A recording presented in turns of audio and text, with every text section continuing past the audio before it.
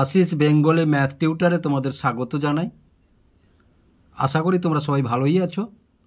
আজকের আবার একটি নতুন ক্লাস নিয়ে তোমাদের সামনে চলে এলাম। আমরা আজকে করব ক্লাস 10-এর জীবন বিজ্ঞান ও পরিবেশ, তৃতীয় অধ্যায় বা তৃতীয় চ্যাপ্টার, বংশগতি এবং কয়েকটি সাধারণ জিনগত রোগ। আজকের আলোচ্য বিষয় হচ্ছে বংশগতি বা হেরিডিটি। এবার দেখো, বংশগতি বা হেরিডিটি কাকে বলবো আমরা? না, জননের দ্বারা জনিত্রীজীবের চারিত্রিক বৈশিষ্ট্য ধারাবাহিকভাবে পরবর্তী প্রজন্মে সঞ্চারণ হলো বংশগতি।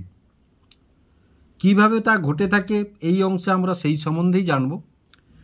এবার দেখো, বংশগতি চ্যাপ্টারটি তোমাদের ভালোভাবে বুঝতে হলে আগের যে দ্বিতীয় অধ্যায়টি তোমরা করে এলে জীবনের প্রবহমানতা, সেই চ্যাপ্টারে ক্রোমোজোমের পার্টটি খুব ভালোভাবে তোমাদের জানতে হবে এবং জননটিও তোমাদের জানতে হবে। এবার দেখো, বংশগতি বুঝতে হলে ধরো একটি পরিবারে একটি শিশু জন্মাবার সঙ্গে সঙ্গে আমরা বলে থাকি শিশুটি কার মতো হয়েছে। তখন আমরা বলি বাবার মতো গায়ের রং, আবার বলি মায়ের মতো মুখটা, চোখগুলি দাদুর মতো, চুলের রং ঠিক ঠাকুরমার মতো। অর্থাৎ শিশুটির বৈশিষ্ট্যগুলি তার ঘনিষ্ঠ আত্মীয়র মতো, যেমন দাদু, দিদা, ঠাকুমা, কাকা, আমি, এদের সাথে মিল পাওয়া যায়। তাছাড়াও তার মধ্যে আরও কিছু নতুন বৈশিষ্ট্য দেখতে পাওয়া যায়। এই যে নতুন বৈশিষ্ট্যগুলো তার মধ্যে দেখতে পাওয়া যায়, একে আমরা কি বলবো? না, প্রকরণ বলবো। দেখো, প্রকরণ সম্বন্ধে যদি আমরা ধারণা তৈরি করতে পারি, আমরা জানি কোনো নির্দিষ্ট প্রজাতির পিতামাতার থেকে সন্তানের সৃষ্টি হয়, তবে পিতামাতার সব বৈশিষ্ট্য কোনো সন্তান পায় না। অর্থাৎ সন্তান হুবহু পিতামাতার মতো হয় না। এমনকি কোনো দম্পতির একের অধিক সন্তান থাকলেও সন্তান দুটির সব বৈশিষ্ট্য একরকম হবে না। এর মূল কারণ প্রকরণ। যেমন সব মানুষের উচ্চতা হুবহু এক হয় না তাদের দৈহিক গড়ন, গায়ের রং, নাকের গড়ন, কানের লতির প্রকৃতি ইত্যাদি। সেই জন্য কোনো মানুষ বেটে, কেউ খুব লম্বা, আবার কেউ মাঝারি উচ্চতার এক্ষেত্রে হয়েছে। এবার দেখো, বংশগতি যদি আমরা লক্ষ্য করি, আরও যদি বিশদভাবে তোমাদের একটু জানাতে চাই,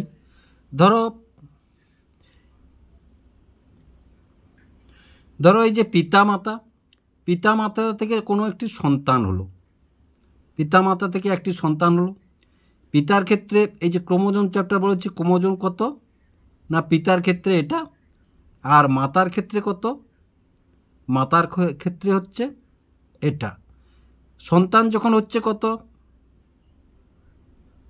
যখন ওয়াই এলো, এর মধ্যে এলো, তখন দেখো কি হলো? না, সন্তান হলো। এর মধ্যে কত? এর মধ্যে দেখো এর মিল আর এর মিল হলে তাহলে এটা হলো। আবার এখান থেকে দেখো, এখান থেকে আবার এটা, এ ধরো পিতা, আবার এ ধরো মাতা। এবার দেখো, এখান থেকে যদি সন্তান হয়, ধরো এই যে সন্তান হবে,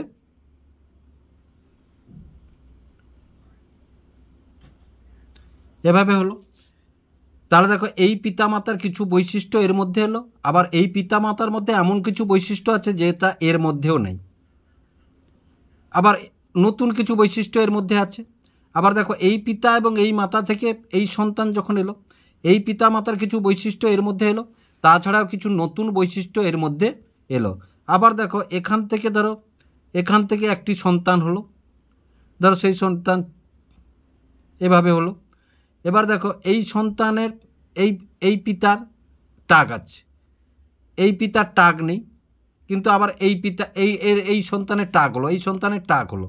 তাহলে দেখো, মাঝখানে এর থাকলো না, কিন্তু এর কাছ থেকে এর কাছে এলো।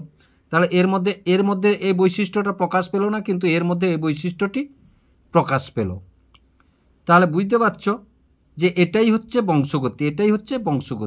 এই যে বংশগতি সম্পর্কে মানুষের দীর্ঘদিন ধরে এই যে বৈশিষ্ট্য, ছেলেটি বা মেয়েটি কার মতো হয়েছে, এই প্রশ্নের জিজ্ঞাসা মানুষের দীর্ঘদিন ছিল। এই মানুষের জিজ্ঞাসার উত্তর দিয়েছেন 1865 খ্রিস্টাব্দে। 1865 খ্রিস্টাব্দে 1865 খ্রিস্টাব্দে অস্ট্রিয়ার একজন ধর্মযাজক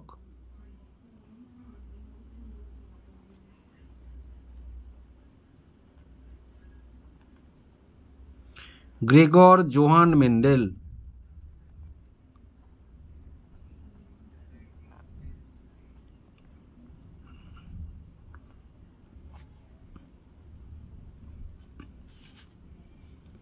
তাই তাকে বংশগতির জনক বলা হয়। বংশগতির জনক বলা হয়।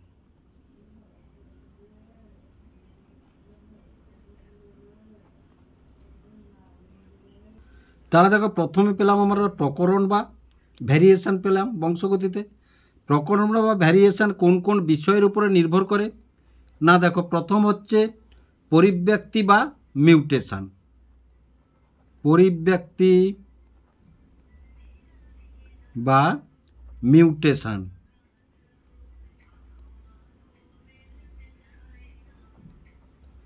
দুয়ে ক্রসিং ওভার।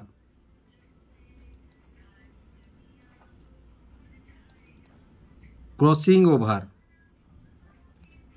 তিনে যৌন জনন।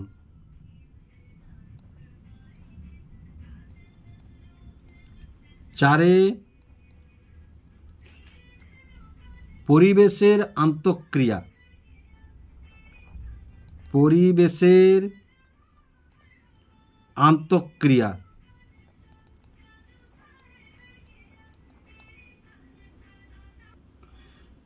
তোমরা দেখো, ভিডিওটি যদি স্কিপ না করে একটানা যদি ঠিক দেখতে থাকো তাহলে অবশ্যই তোমাদের একটি সাধারণ আইডিয়া হয়ে যাবে বংশগতি সম্পর্কে, এবং তাদের তোমাদের বুঝতে সুবিধা হবে এবং পড়তেও সুবিধা হবে।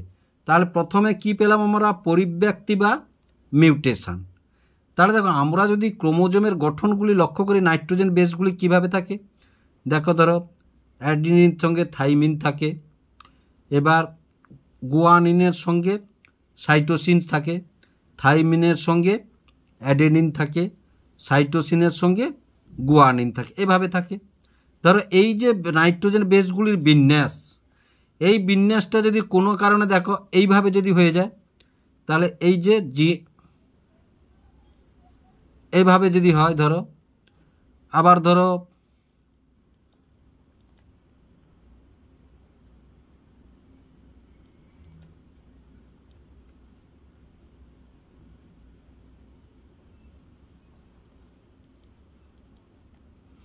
এই যে পরিবর্তন,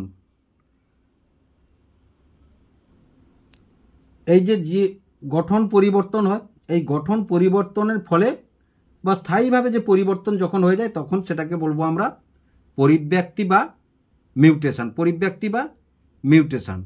তারপরে দেখো, তাহলে পরিব্যক্তি বা মিউটেশনটা তোমরা বুঝতে পারলে, যখন ডিএনএর গঠন বদলে যায়, ফলে জিনের গঠনও বদলে যায় এইভাবে, তখন সেটাকে বলা হয় পরিব্যক্তি বা মিউটেশন। তারপরে কি পেয়েছি? দুইয়ে কি পেয়েছি? না, দুইয়ে পেয়েছি দেখো ক্রসিং ওভার। তাহলে ক্রসিং ওভার,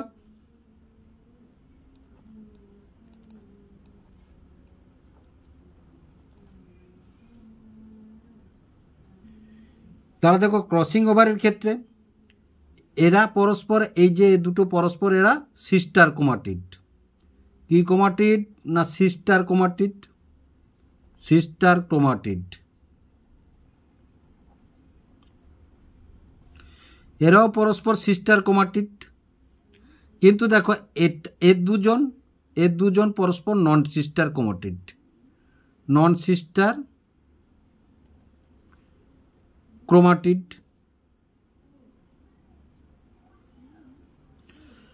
যখন কোষ বিভাজনের সময়, মিওসিস কোষ বিভাজনের সময় দেখো পরস্পরের এই যে খণ্ড বিনিময় হয়েছে, পরস্পরের খণ্ড বিনিময় হয়েছে, যার ফলে প্রকরণের সৃষ্টি হয়েছে। এই যে পরস্পরের এই যে ক্রসিং ওভার হয়েছে, ক্রসিং তা ওভার হয়েছে, এটা ক্রসিং ওভার।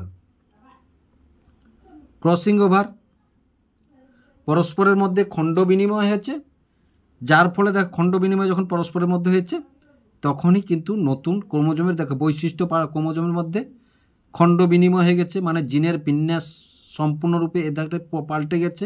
পাল্টে যাওয়ার ফলে এদের মধ্যে ক্রসিং ওভার ঘটেছে, সুতরাং নতুন বৈশিষ্ট্যের উদ্ভব হয়েছে। নতুন বৈশিষ্ট্যের অপত্যের মধ্যে নতুন বৈশিষ্ট্যের উদ্ভব হয়েছে। এই ঘটনাটি পুরো ঘটে কোথায় না যৌন জননের ক্ষেত্রে ঘটে। আর 4 নম্বরে কি বলেছি না আমরা পরিবেশের আন্তঃক্রিয়া। পরিবেশের আন্তঃক্রিয়ার ফলেও প্রকরণ বা ভ্যারিয়েশান দেখা যায়, প্রকরণ বা ভ্যারিয়েশান দেখা যায়। তাহলে দেখো বংশগতির এই সমস্ত প্রকরণ বৈশিষ্ট্য বা যে বৈশিষ্ট্যগুলি সঞ্চারিত হয়, কিভাবে সঞ্চারিত হয় না ক্রোমোজোম বা ডিএনএর মাধ্যমে সঞ্চারিত হয়। ক্রোমোজোম বা ডিএনএর মাধ্যমে সঞ্চারিত হয়। তাহলে ক্রোমোজোম বা ডিএনএর মাধ্যমে যে সঞ্চারিত হয়, তাহলে ক্রোমোজোম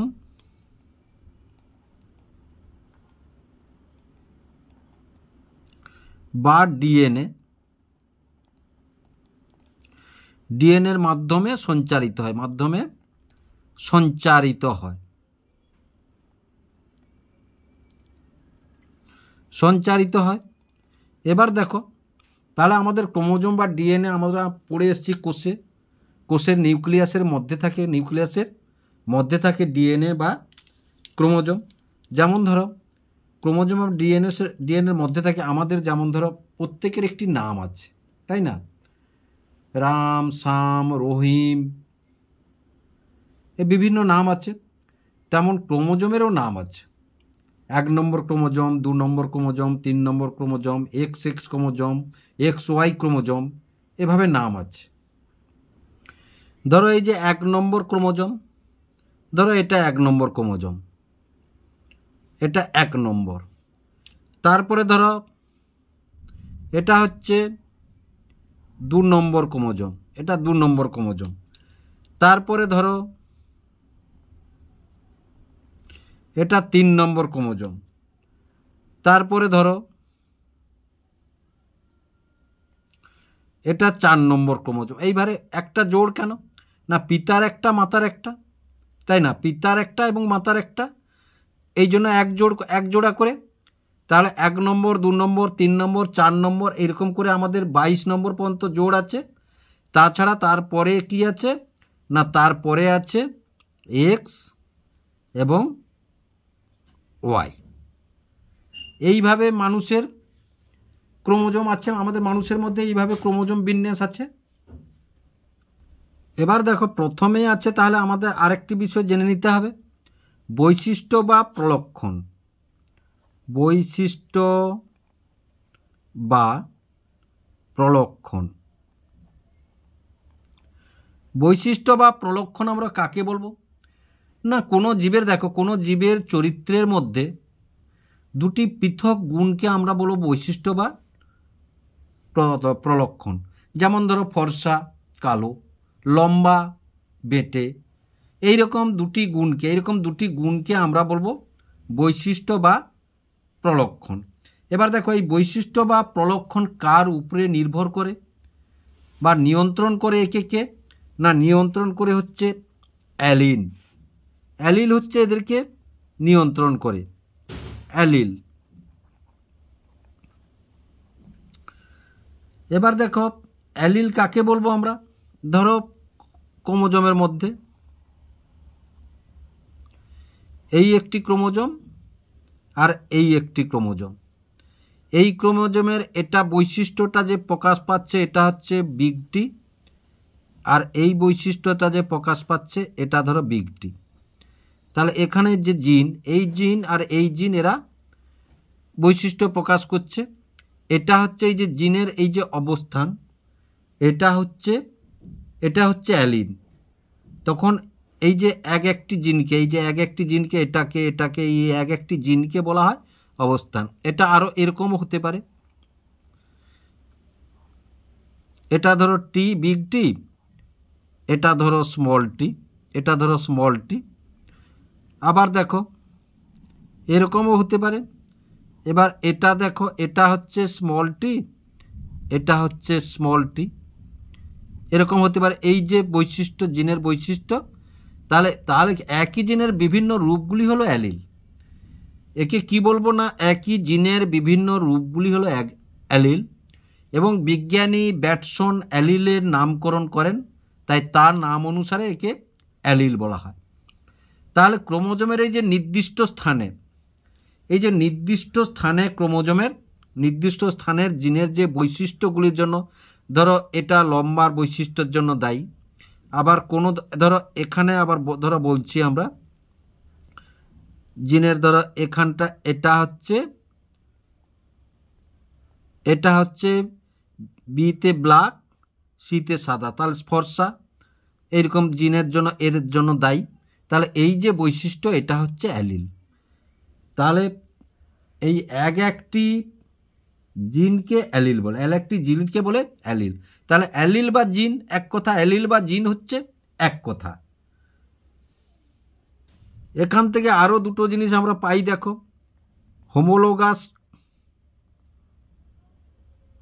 হোমোলোগাস বা সমসংস্থ ক্রোমোজোম, হোমোলোগাস বা সমসংস্থ ক্রোমোজোম, সমসংস্থ ক্রোমোজোম।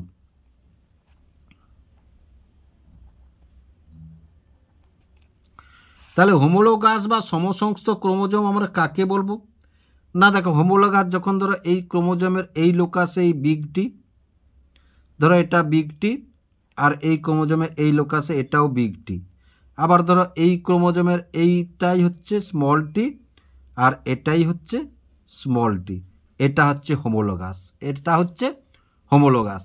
আবার আরেকটা কি পাই না, হেটারোগাস।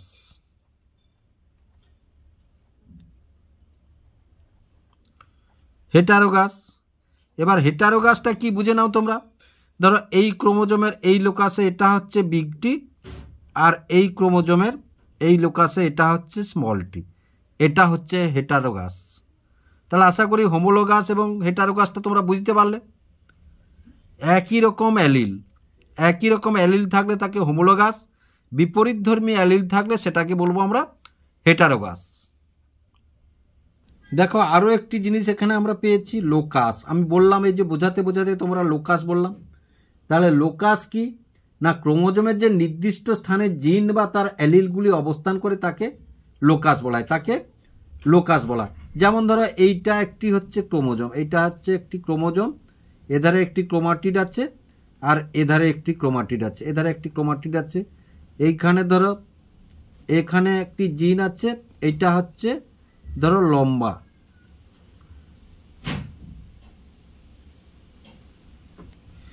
আবার দেখো এখানে একটি জিন আছে। তাহলে এই যে এই জিনটার অবস্থান বা এই জিনটার অবস্থান যে বিন্দুতে এরা অবস্থান করছে ক্রোমোজোমের ক্রোমাটিডের মধ্যে, সেটাকেই বলা হচ্ছে লোকাস, সেটাকেই বলা হচ্ছে লোকাস। তাহলে একটি নির্দিষ্ট ক্রোমোজোমের একটি সুনির্দিষ্ট বিন্দুতে একটি করে জিন থাকে, ক্রোমোজোমের ওই সুনির্দিষ্ট বিশেষ বিন্দুকে জিনের লোকাস বলা হয়। তাহলে এই বিন্দুতে ধরো এ জিনটি অবস্থান করছে এটি, আর এই বিন্দুতে ধরো এই বি জিনটি অবস্থান করছে এটি একটি, তাহলে এটা এই অবস্থানটা হচ্ছে লোকাস, এই অবস্থানটা হচ্ছে লোকাস। এবং এই দেখো জিনের যে অবস্থান বা জিনের যে সমাহার, এখান থেকে আমরা পাই দেখো জিনোম। কি পাই না, জিনোম। জিনোম আমরা কাকে বলবো না, দেখো আমরা জানি কি নির্দিষ্ট প্রজাতির নির্দিষ্ট জিনোম থাকে, নির্দিষ্ট প্রজাতির নির্দিষ্ট জিনোম থাকে। তাই কুকুরের থেকে কুকুরই হয়, আম গাছ থেকে আম গাছই হয়, মানুষ থেকে মানুষই হয়। এই যে নির্দিষ্ট প্রজাতির জীবের বৈশিষ্ট্য নিয়ন্ত্রণকারী সকল জিনের যে সমাহারকে আমরা জিনোম বলবো। যেমন দেখো মানুষের ক্ষেত্রে প্রায় মানুষের জিনোম এতে প্রায় 20,000 থেকে 25,000 জিন রয়েছে, 20,000 থেকে 25,000 জিন রয়েছে, এটাকেই বলবো আমরা জিনোম। দেখো বংশগতি বৈশিষ্ট্য আমরা এখানে আলোচনা করব। বংশগতি বৈশিষ্ট্য লক্ষ্য করতে হলে আমরা ধরো এই যে প্রকরণের ক্ষেত্রে আরও কিছু লক্ষ্য করতে পারি আমরা। যেমন ধরো মানুষের ক্ষেত্রে রোলার জীব, কারুর রোলার জীব, ধরো 65 থেকে 1 রোলার জীব আর স্বাভাবিক জীব। রোলার জীব কেউ জীব রোল করতে পারে, কেউ রোল করতে পারে না। পপুলেশনের প্রায় 65 থেকে 81% ব্যক্তি জীব পার্শ্বীয়ভাবে গোটাতে বা রোল করতে পারে, বাকি ব্যক্তিরা জীব গোটাতে অক্ষম, তাহলে এদেরকে রোলার জীব বলা হয় আর স্বাভাবিক জীব বলা হয়। জীবের ক্ষেত্রে জীব। আবার দেখো কানের লতি যদি আমরা দেখি, মুক্তলতি এবং যুক্তলতি আছে। ইও বংশগতির বৈশিষ্ট্যের প্রকরণ, মুক্তলতি এবং যুক্তলতি আছে। তোমরা এই যে কানের ক্ষেত্রে লক্ষ্য করো, এই যে দেখো এটা হচ্ছে মুক্তলতি, এই মুক্ত জোড়া নেই, কিন্তু এখানে দেখো এই লতিটা জোড়া আছে, এটাকে বলা হচ্ছে যুক্তলতি। তাহলে এটা প্রকরণের ক্ষেত্রে আমরা দেখতে পাই। জীবের ক্ষেত্রে দেখো স্বাভাবিক জীব এবং রোলার জীব। জিহার ক্ষেত্রে এই যে জিহার ক্ষেত্রে স্বাভাবিক জীব এবং রোলার জীব, রোলার জিহা, স্বাভাবিক জিহা। তাহলে দেখো এটি হচ্ছে এই যে রোলার জিহা এবং স্বাভাবিক জিহা আছে। তাহলে এই পর্যন্ত বংশগতির যে বৈশিষ্ট্যগুলি আমি আলোচনা করলাম, আশা করি তোমরা বুঝতে পেরেছ। এর পরবর্তী ক্লাসে পরের থেকে যেমন জিনোটাইপ, ফিনোটাইপ বা একসংকর জনন, দ্বিসংকর জনন, প্রকট, প্রচ্ছন্ন, এগুলো নিয়ে আলোচনা করব।